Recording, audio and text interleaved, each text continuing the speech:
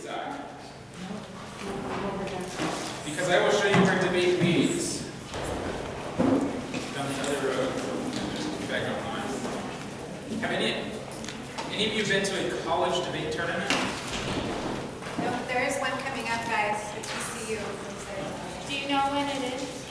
Yeah, it's the weekend after our spring tournament. Okay. It's not till March, but I think we should all go. Yeah, By the way, we have a YouTube channel and it's pretty cool.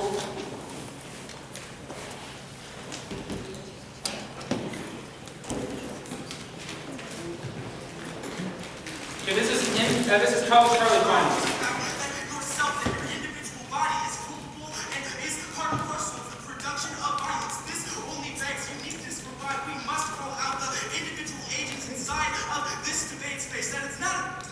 Coaching training with Joel Erickson here, and I just competed in my first ever NPDA collegiate debate parlay tournament. And my speaker sounded like a dying whale. African-Americans, except for an educated competing, that result part of the colonial legacy of slave trade that will pass on today are making starting from this interrogation. The fourth argument is yes, I know, because my partner and I were on 5. Who had to hyperventilate every 15 to 20 seconds to consume the amount of oxygen needed. Get all black, and outside too, the history of the slave trade, 30 seconds in Brazil, and now all the slave trade to East United. This is sustained folk speaking 500 words a minute. A league where instead of discussing the substantive issues, it seemed like everyone was writing disaster critiques or capitalism critiques.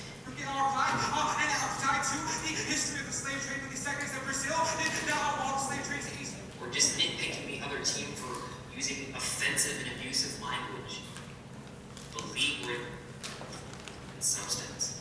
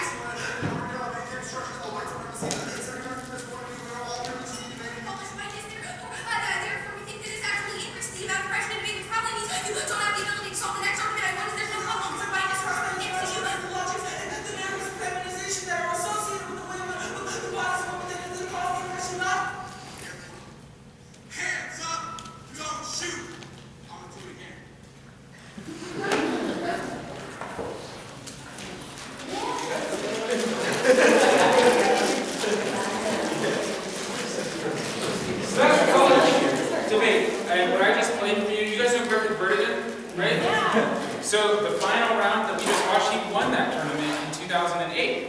This is a big deal. I was there. But also, you need to recognize that's college debate. And so, you should not aim for that as your highest value as a debater. Ooh, I want to be as good as a college debater. Because it's actually not as valuable as you might think. And so a lot of the theory that has trickled down, which by the way, the basis of your league, you guys know, you probably don't know the full history of your league. Okay, so Stoa out of M. Kafka, out of NIDA. Anybody know what NIDA is? Out of CETA, out of NDT, 1960. So in 1960, the National Debate Tournament was born, and it was a collegiate event. The National Debate Tournament got to a point where it was that. And so the Cross-Examination Debate Association, which invented your format of debate, which is actually called Cross-Examination Debate Format, which is a 1v1 and a 2v2 format, formed to counteract and say, we're not going to go do this crazy speed and spread stuff. We're going to be normal communicators. 12 years later, they joined forces with the NDT, and so it became called the NDT/CETA. And it's still the predominant college debate, CETA. And they have, we were just watching Parlay, so imagine the same thing in CETA, 24, 26 page 1ACs, you'll see that they'll have 8 Rubbermaid tubs that they bring around from round to round, their closed back files and things. That's when Liberty University says we win national championships in debate, that's what they mean. And so, like I said earlier, the coaches focus on like these breathing techniques and things like that. It's a little different than you expect. Now they focus on quick thinking. That's one of the chief values here. But out of CETA formed another organization called NEDA, the National Education Debate Association. And they said, we are going to be slow and not do the speed and spread stuff, not do motor mouth speaking. And one young Christy Scheidt went to Cedarville University, where Coach Jeff Lamar was one of the first coaches to be involved in NEDA. And she did 2 years of debating and said, this is great. Talked to her dad, Michael Ferris, president of the Homeschool Legal Defense Association at the time, and they said, let's try this.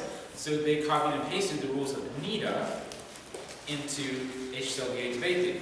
HCLDA Debate League, 2 years later, was so successful as a thing that they decided to spin off in Capital. And so the National Christian Forensics Communication Association was run by that, and until 2005, the rules for that organization were copy-paste NEDA's rules. So you have a bunch of colleges doing NEDA, and a bunch of high school Christian homeschoolers doing NEDA, called NCFCA. So that's kind of a history of it, and there's one key ingredient that makes the complete difference. What do you think it is? Why is it that debate leagues, even setting out to be not that way, become that way? Because they become about who wins, and if it's about who wins, then people are going to try to get the most information out. And by getting the most information out, you're going to speed up, you're going to end up, and eventually rules will adapt to what everyone's doing. It's So, about winning, you want to win. I would say that this is one of the big reasons. It's not the biggest reason, but it is one of the big ones, because college budgets, you would be amazed. It's just like government politics. If you've ever seen a college trophy wall, they have these giant trophies. Patrick Henry has one too for the debate team. I actually helped buy it. We had it full of just all kinds of trophies, but if you ever see it, you don't realize sometimes tournaments have 10 teams, 8 teams, 16 teams, and they go ahead and award the top team. Huge trophies. Because if you didn't go to the tournament, you have no idea what size the tournament was.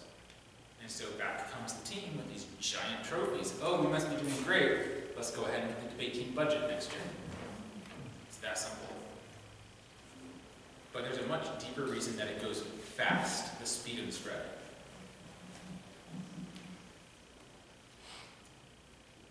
Why can't we do that in STOA at that speed? Because the judging pool is different than college debate.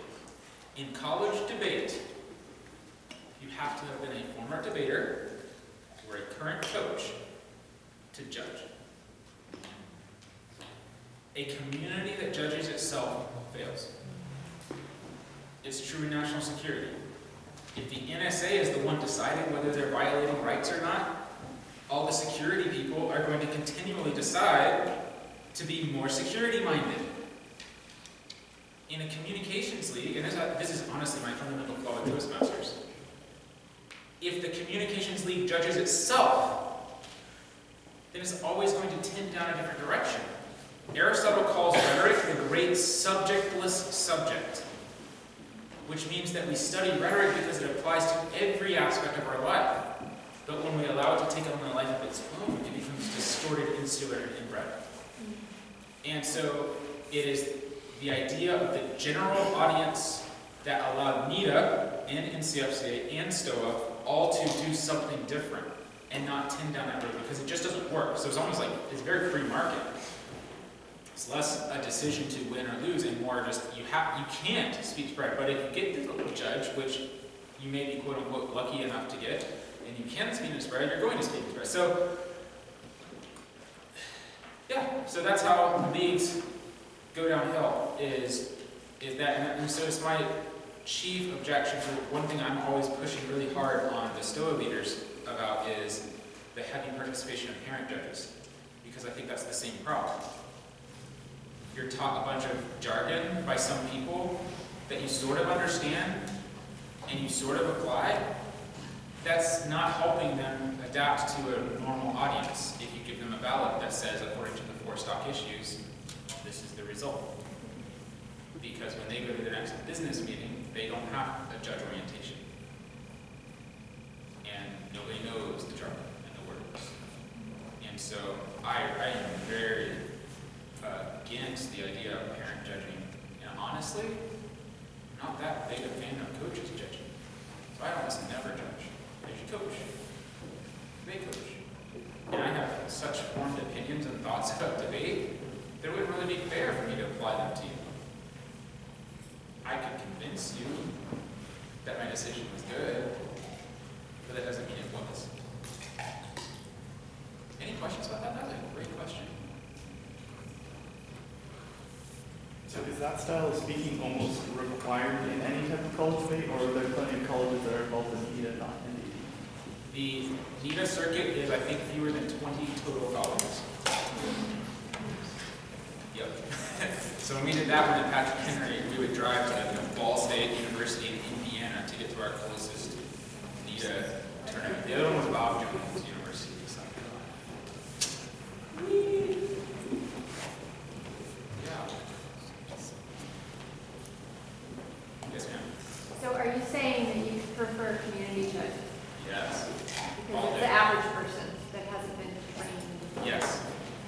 I think it's hard on the debaters because so much debate training is actually not focused. But what is debate? It's about why. So much debate training and debate books are, here's a list of rules to follow. You didn't learn anything.